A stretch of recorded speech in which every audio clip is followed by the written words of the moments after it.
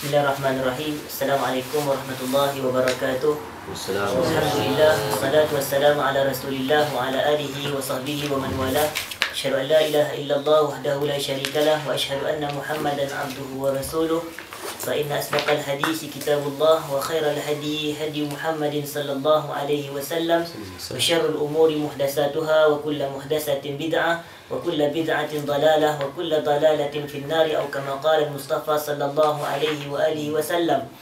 Pertama sekali yang dihormati sahabat-sahabat sekalian, yang pada asalnya kita ini adalah perbincangan terbuka dalam kita nak membicarakan tentang satu kitab ataupun pemberian bedah kitab, iaitu kitab Al-Amru bil-Ittiba' wan Nahyu 'anil Ibtida' karangan Al-Imam Jalaluddin As-Suyuti rahimahullah, salah seorang imam alim kabir al-jalil yang merupakan seorang pembesar mazhab Al-Imam Syafi'i rahimahullah.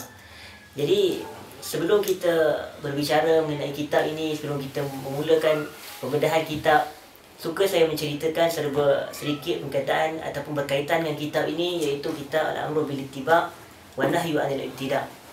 Kitab ini bukanlah kitab yang ditulis pada zaman salafus salih, maknanya supaya kita dapat kenal secara lebih dekat yang hampir pada zaman Nabi SAW. Tapi kitab ini kita tahu As-Suyuti rahimahullah, dia wafat pada tahun 911 Hijrah. As-Suyuti wafat pada tahun 911 Hijrah, kalau mana yang ada rasa info yang tak terdapat dalam kertas yang disediakan, maknanya boleh salin tarikh wafatnya As-Suyuti iaitu pada tahun 911 Hijrah. Sebab dalam kertas ini hanya pada muka surat 31 sehingga hingga ke muka surat 53. Sebab pada muka surat harapan tu dia hanya menceritakan tentang muqaddimah muhaqqiq, iaitu pentahqiq muqaddimah daripada pentahqiq kitab, iaitu guru kami Fadilatul Syekh Masyhur Ibn Hasan Al-Salman hafizahullah. Jadi kitab ini ditahqiq oleh Syekh Masyhur Hasan, itu seorang alim al-faqih al-usuli, guru kami al-muhaddis Masyhur Ibn Hasan yang merupakan seorang alim di tanah Syam di Jordan.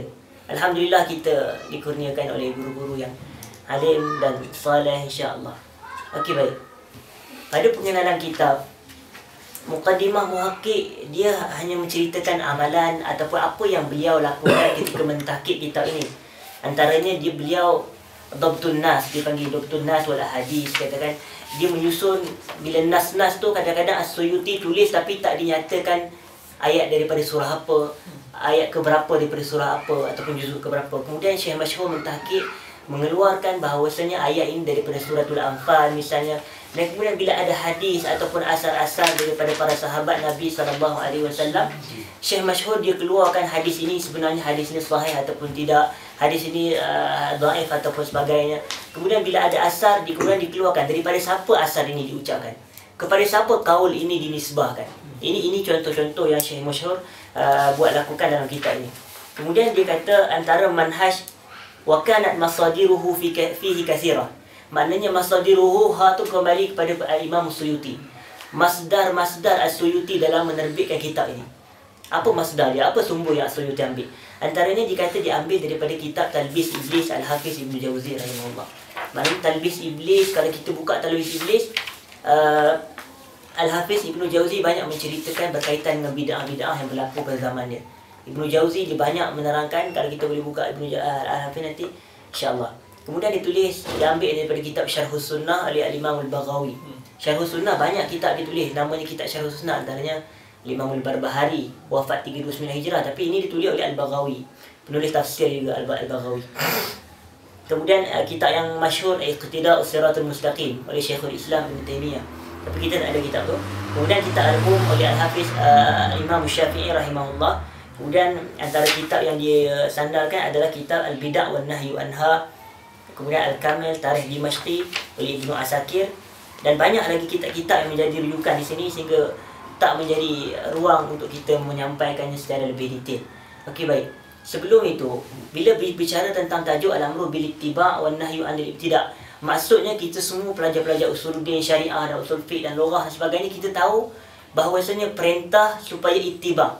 Ittiba' ini ittiba' apa? Maknanya ittiba' sunnah Nabi SAW. Wan nahyu 'anil ibtida', maknanya kita dilarang dan larangan daripada kita ibtidah. Maknanya mereka sesuatu amalan di dalam agama tanpa petunjuk daripada orang yang sebelumnya dan tanpa disandarkan dengan dalil-dalil yang tertentu. Okey. Apa kepentingan membicarakan tentang tajuk ni? Bila kita bincang dengan sahabat-sahabat, antaranya Ustaz Syed Ridwan dan sebagainya, kita apa tajuk yang sesuai untuk kita bincangkan sesama kita. Kita pilih kitab ini Al-Amru bil Ittiba' supaya kita lebih kenal, supaya kita lebih tahu apa itu bid'ah dan apa itu sunnah. Sebab bid'ah ini wa minasyarr, di antara kejahatan ataupun antara keburukan yang perlu untuk kita mengetahuinya, bukan untuk la li ityaniha walakin li ijtinabiha, bukan supaya kita mendatangi bid'ah ni, tapi supaya kita dapat menjauhi dia. Kama qala syair, dia kata apa, sebagaimana yang dikatakan oleh syair, dia kata apa, wa man la ya'rifu syarra min al-khairi yaqa' fi. Araftu syarra la li syarri walakin li tawaqqi. Wa man la ya'rifu syarra min al-khairi yaqa' fi. Araftu syarra, aku mengetahui kejahatan, aku mengenali kejahatan, la li syarri, bukannya tujuan untuk aku berbuat kejahatan tu, walakin li tawaqqi, mudah-mudahan supaya aku menjauhi dia. Mudah-mudahan aku ada perisai nak menjauhi dia. Wa man la ya'rifu syarra minal khairi yaqa'u fi. Siapa yang tidak mengenali keburukan ataupun kejahatan daripada kebaikan, dia akan terjatuh ke dalam lembah itu, lembah keburukan itu. Wal a'yadzu billah. Dan kemudian sebab apa kita kena tahu? Sebab bila kita belajar akidah, kita hendaklah mengetahui apa itu syirik. Bila kita belajar tauhid, nak tahu apa itu syirik. Mudah-mudahan kita dapat kenal yang mana syirik, yang mana tauhid. Bila kita belajar sunnah, tak cukup dengan belajar sunnah, hendaklah kita mengetahui apa itu bid'ah. Mudah-mudahan kita tidak terjebak dalam melakukan. Sebab itu kata Abdullah bukan kata siapa, seorang sahabi, dia mengatakan, Abu Musa al-Asy'ari kalau tak silap, dia katakan, kuntu kana an-nas yas'aluna Rasulillah anil khair wa kuntu as'aluhu anil syarr makhafatan ayyudrakani. Setiap sahabat Nabi yang lain semuanya bertanyakan kepada Nabi, ya Rasulullah, anil khair, tentang perkara kebaikan. Sedangkan aku bertanyakan kepada Nabi tentang anil syarr makhafatan ayyudrakani. Ini kata-kata Huzaifah bin Yaman. Sebab Huzaifah ni dikenali sebagai periwayat fitan yang banyak. Sebab dia suka pada isu-isu fitnah-fitnah ni. Dia banyak tanyakan tentang Nabi, masalah-masalah yang berkaitan dengan fitan. Okey, itu maklumat. Kemudian ini antara cara kita nak mengenali dengan lebih lanjut. Kemudian bila berbicara mengenai bid'ah, tak dapat tidak kita kena tahu qawaid ataupun dawabit. Sebab itu yang banyak kita anda terpaksa rujuk hari ini. Bukannya dalam nak membedah satu kitab, bukannya kita boleh daripada satu kitab itu sendiri, banyak kitab yang kena rujuk, tafsir sebagainya. Dalam bid'ah, tarik yang kata-kata Syekh Al-Albani rahimahullah yang dipetik dari kitab Qamus Al-Bidah. Qamus Al-Bidah bukan ditulis oleh Syekh Nasir, tapi Qamus Al-Bidah ni adalah kumpulan-kumpulan yang diambil daripada kitab-kitab Syekh Nasir yang diusahakan oleh guru kami Syekh Masyhur Ibn Hasan Al-Salman hafizahullah. Dia dalam tu dia kata, dia mengeluarkan satu kaedah yang dia kata, Al-Albani kata, dia kata kalau kita nak tegakkan wajib ni, dia kata apakah ayat dia kata tadi, menarik. Dia kata la yakumul wajib illa bihi. Maksudnya sebelum takut kita lupa, sebab kita dah belajar benda ni, tapi benda ni biasanya kita akan, biasalah manusia kan, dia lupa. Sebelum dia membicarakan tentang, okey, dia kata ma la yakumul wajib illa bihi fahuwa wajib. Tapi kalau kita belajar dalam Al-Wajiz, kita belajar dalam Dr. Abdul Karim Zaidan, dia kata ma la yutimul wajib illa bihi fahuwa wajib. Ini kaedah.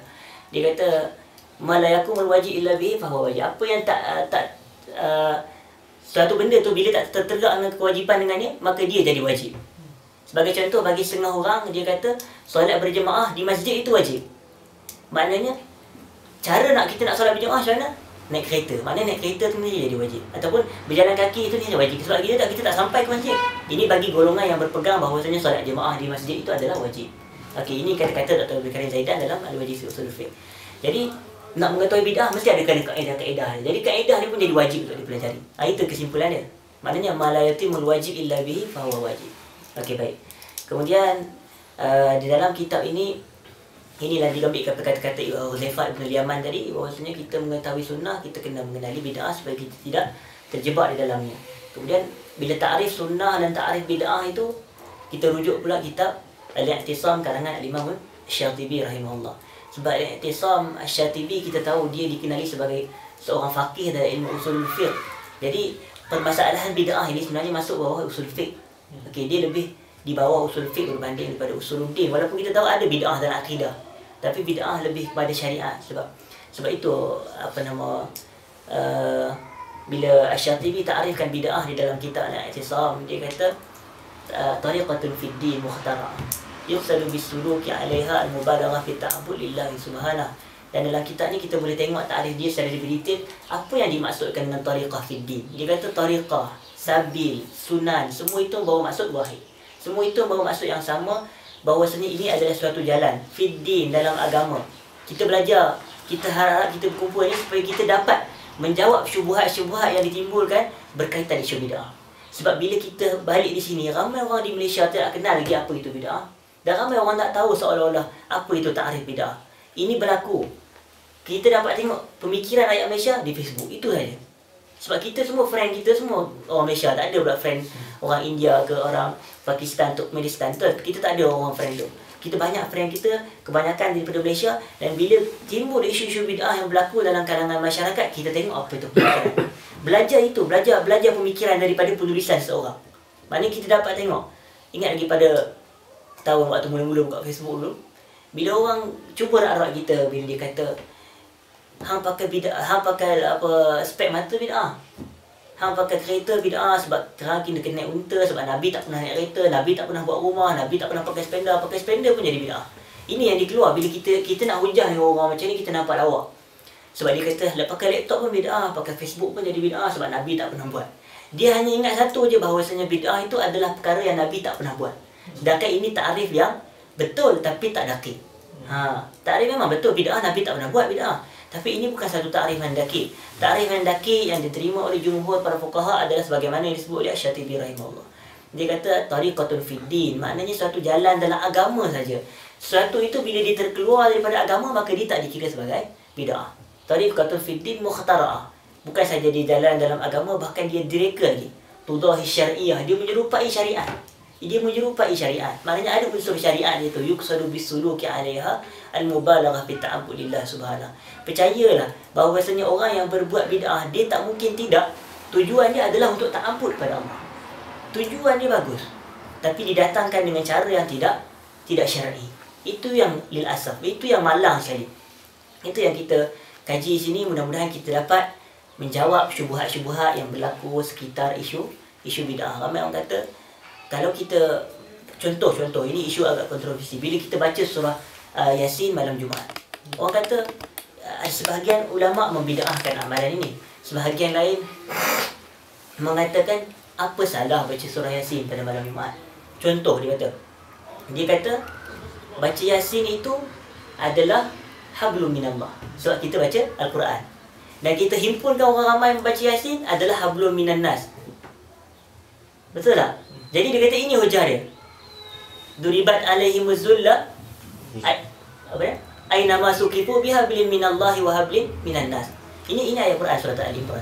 Dia kata maknanya ada hablum minallah, ada hablum minan nas. Jadi ini satu pandangan yang kita rasa macam betul.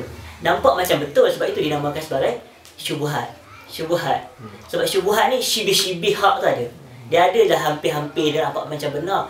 Tapi sebenarnya sebab ini berkaitan dengan ibadat, dan dia takhsis dan dia khususkan pada satu malam dengan kaifiat yang tertentu tanpa ada dalil daripada syarak. Itu yang kita nak berbicara tentang satu ni, kena masuk betul-betul dakik. Supaya kita tak terkeluar-keluar nampak macam ke arah syubhat, macam betul. Tak ada nak buat ibadat tanpa dalil.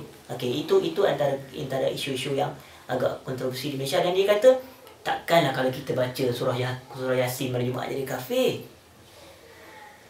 Pelaku bid'ah, tak pernah ada ulama yang mengkafirkan pelaku bid'ah secara ta'yin ataupun secara tetap. Sebab kita isu takfir ni ada dawabit dia. Ini takfir ada dawabit. Contoh macam kita sendiri tahu bahawasanya ada satu hadis Nabi SAW yang mana seorang lelaki apabila dia terlalu gembira sangat, dia kata Allahumma anta abdi wa ana rabbuk. Wahai Allah, sesungguhnya kamu adalah hamba aku dan aku adalah Tuhan kamu. Tapi ucapan ini kaul kufur. Kaul ini kufur, tapi adakah dia menjadi kafir hanya dengan mengucapkan kaul ini? Tapi Nabi menjelaskan, Nabi kata faqad akhta'a bi syiddati farhi. Sesungguhnya dia telah tersilap disebabkan terlalu gembira. Jadi benda-benda ni sebabkan kadang-kadang terlalu gembira kita hilang pertimbangan. Tiba-tiba terlalu gembira cakap ya Allah begini. Kalau kita terlalu gembira kita buat satu benda-benda yang kadang boleh jadi terluar pertimbangan. Sebab itu hakim tidak boleh dia menghakimi satu masalah dalam keadaan dia tengah lapar. Tak boleh menghakimi dalam keadaan dia tengah marah. Tak boleh dalam keadaan terlalu panas. Sebab benda-benda ni mengaitkan emosi dan boleh menyebabkan kita hilang pertimbangan. Jadi adakah ungkapan ni kufur? Sebab itu kita kena bezakan di antara kufur dan kafir. Kena bezakan di antara qaul dengan qail. Kena bezakan di antara fa'il dengan fa'il. Benda-benda ni penting supaya kita tak mudah menghukum seorang tanpa dawabit yang tertentu. Bahkan kalau betul sekalipun dia telah melakukan amalan yang kufur, kita mesti yang pertama sekali mestilah kita kena izalatul syubhah. Kita kena iqamatul hujjah wa izalatul syubhah. Mendirikan hujjah dan dihilangkan segala syubhat-syubhat yang ada pada diri dia tadi. Ini isu yang penting berkaitan dengan kufur dan kafir. Supaya kita tak panjang, kita boleh terus masuk ke dalam perbincangan kita, iaitu kitab Al-Amru bil Ittiba' wa Nahyu 'anil Ibtida' muka surat 31. Dalam ini As-Suyuti rahimahullahu ta'ala anhu, dia menyebut Bismillahirrahmanirrahim. Kalau kita jelas itu Bismillahirrahmanirrahim, Allahumma auna. Maknanya dia berdoa macam seolah-olah Allahumma asta'inu bika, macam itulah. Maknanya ya Allah, aku minta pertolongan kepada kamu. Maknanya nampak dia mulakan dengan Bismillah. Walaupun sebab kalau kita teliti di dalam kitab-kitab, banyak dia akan mulakan dengan Bismillahirrahmanirrahim. Mungkin dia iktidaan bi hadis Rasul, dia kata kullu amrin zibalin la yubda'u fihi bismillahirrahmanirrahim faqad abtar. Ada setengah riwayat faqad apa katanya? Faqad aqta, maknanya terputus amalan. Tapi hadis ini dinilai sebagai hadis yang mungkar ataupun sebagaimana yang dikatakan oleh para muhaddis yang kontemporari, ya. Hadis yang tak sabit daripada Nabi sallallahu alaihi wasallam. Dia ada dalam kitab Al-Baghdadi, ya. Jadi kemudian tajuk itu dipilih al-ayatul lati ta'muru bil ittiba'i wa tanha 'anil ibtida'. Maknanya ayat-ayat yang mengarahkan ataupun memerintahkan supaya kita mengikut sunnah dan larangan daripada kita melakukan ibtida'. Kata Allah Ta'ala, wa rahmati wasi'at kulli syai' fasa'tubuha lil ladzina yattaqun wa yu'tuna az-zakata wal ladzina hum bi ayatina yu'minun. Kemudian ada sampai ayat dia fal ladzina amanu bihi wa 'azzaruhu wa nasaruhu wattaba'un nur alladzi unzila ma'ahu ulaika humul muflihun. Maknanya ini ayat-ayat antara ayat yang menggesa. Tapi kita tak mengambil masa nak mensyarahkan ayat ini lama-lama, sebab satu persatu kita sabar buluzu nak buka ni. Satu persatu kita ayat macam ini terpaksa rujuk tafsir Al-Quran Al-Azim, tafsir Ibn Katsir, supaya dapat tengok apa sebenarnya ayat ini menceritakan tentang apa. Kemudian tengok ayat seterusnya, dia kata wa qala ta'ala wattabi'uhu la'allakum tahtadun. Maknanya tu kembali kepada Nabi sallallahu alaihi wasallam. Kebiasaan macam itu. Dan ikutilah dia, mudah-mudahan kamu mendapat petunjuk. Mudah-mudahan kamu mendapat hidayah daripada Allah Subhanahu Wa Taala. Maknanya petunjuk Allah hanya dapat dengan mengikuti jalan Nabi sallallahu alaihi wasallam. Itu dia cara kita faham. Cara kita faham Quran macam tu. Tak boleh kita nak faham secara, kita kena faham detail, kena tengok betul-betul. Okey. Kemudian Allah kata wa qala ta'ala qul in kuntum tuhibbunallaha fattabi'uni yuhibbukumullah wa yaghfir lakum dzunubakum. Surah Ali Imran. Katakanlah wahai Muhammad, sekiranya kalian mencintai Allah, fattabi'uni, maka ittiba'lah aku, maka ikutilah aku, yuhibbukumullah, niscaya kamu akan dikasihi oleh Allah Subhanahu Wa Taala. Wa yaghfir lakum dzunubakum, dan Allah akan mengampunkan bagi kalian dosa-dosa kalian. Dengan ikuti Nabi, Allah ampunkan dosa dia. Ini. Sebab tu tadi dalam nak bentangkan ayat ini, buka kitab Taisir Karimur Rahman fi Tafsir Kalamil Mannan, karya Syekh Abdul Rahman Ibn Nasir Sa'di ataupun Sa'di.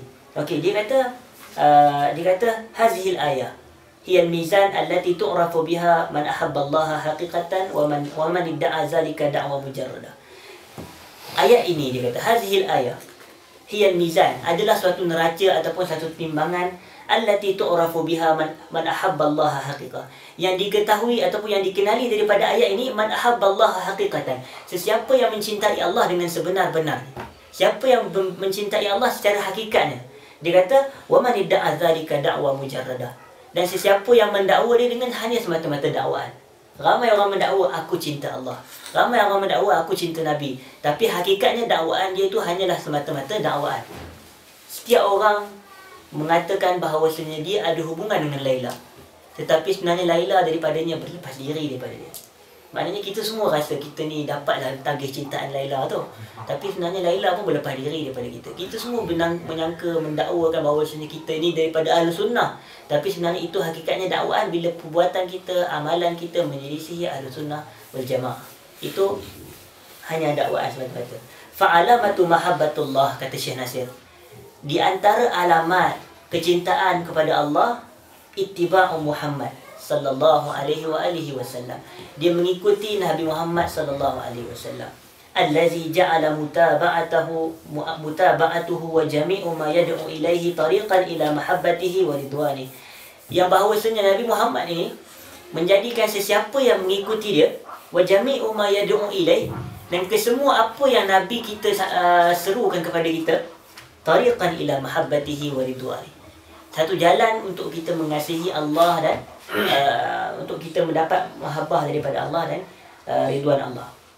Fala tanalu mahabbatullah wa ridwanahu sawabuhu illa bitasdiqi ma jaa bihi ar-rasul min al-kitab wa sunnah wa imtisali amrihima wa ijtinab nahyihima. Maknanya kita tidak akan dapat memperolehi mahabbatullah, kecintaan Allah ini dan pahala daripada Allah, melainkan dengan membenarkan apa-apa yang Nabi sampaikan kepada kita daripada kitab dan sunnah, dan kita mengikuti apa-apa perintah yang ada di dalam Alkitab dan Sunnah, dan kita menjauhi apa-apa yang ada di dalam larangan daripada Al-Quran dan Sunnah. Ini kata-kata Syekh Abdul Rahman Ibn Nasir As-Sa'di rahimahullah, seorang mufti daripada Arab Saudi. Okey, seorang ulama, bukan mufti.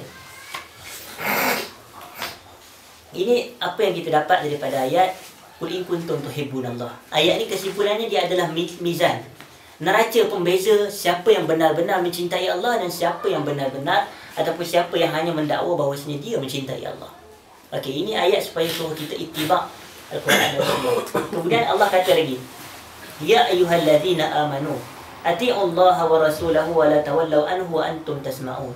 Taatilah Allah dan taatilah Rasul. Janganlah kamu berpaling daripada dia. Maknanya kembali kepada Nabi Muhammad. Wa antum tasma'un, dalam keadaan kita mendengar seruan apa yang Nabi sampaikan, mendengar dakwah Nabi, kemudian kita berpaling daripada dia. Kemudian Allah kata, ya ayyuhallazina amanu istajibu lillahi walir rasuli idza da'akum lima yuhyikum. Wahai orang-orang yang beriman, terimalah, istajibu lillahi walir rasul, terimalah Allah dan Rasul, idza da'akum lima yuhyikum, apabila dia mengajak kalian, lima yuhyikum, dengan apa yang menghidupkan kalian. Dalam tafsir Al-Quran Al-Azim ada 3 kaul yang memaksudkan apakah itu lima yuhyikum. Apa sebenarnya maksud lima yuhyikum ini? Kata Al-Hafiz Ibn Katsir, antara yang pertama adalah Al-Quran. Sebab dengan Al-Quran itulah timbulnya kejayaan jiwa, timbulnya hidayah, timbulnya kesenangan, timbulnya apa-apa kebahagiaan yang ada pada diri insan. Ini daripada Al-Quran. Sebab itu dikatakan Al-Quran itu adalah benda yang menghidupkan kita. Al-Quran menghidupkan jiwa-jiwa yang mati. Itu yang pertama. Kemudian kata Al-Hafiz Ibn Katsir, dia kata yang dimaksudkan dengan lima yuhyikum adalah Al-Islam. Yang tadi pertama Al-Quran, yang kedua adalah Al-Islam. Sebab dengan Islam jiwa hidup. Dengan Islam dapat menghidupkan hati-hati yang mati. Tapi kita mungkin rasa pada ayat ini adanya keraguan kalau kita nak katakan Islam. Sebab ayat pada mulaan sekali kita dah nampak diterukan kepada ya ayyuhallazina amanu.